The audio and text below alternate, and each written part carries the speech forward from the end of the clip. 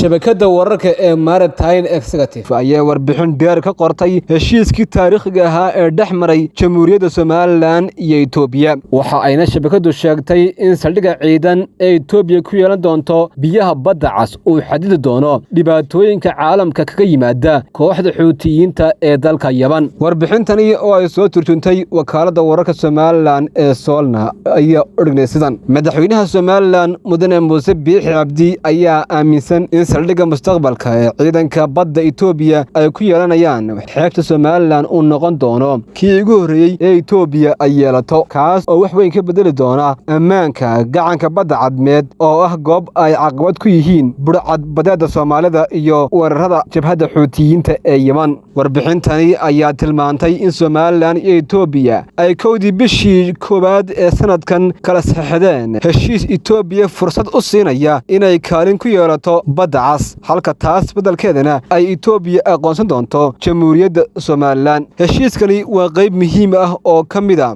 qorshaha Somaliland ku doonayso inay beesha caalamka ku kasbato, ayaa ay warbixintu tidhi. Wasiirka arrimaha dibadda iyo iskaashiga caalamiga ah ee Jamhuuriyadda Somaliland Dr. Ciise Kayd Maxamuud ayaa ku sifeeyey in saldhigga ciidamada badda ee Itoobiya ay ku yeelan doonaan xeebaha Somaliland uu yahay horumar wanaagsan oo loo qaaday dhinaca ammaanka badaha ee gobolka oo ay caqabad ku ahaayeen faldambiyeedyo ka dhacay badaha.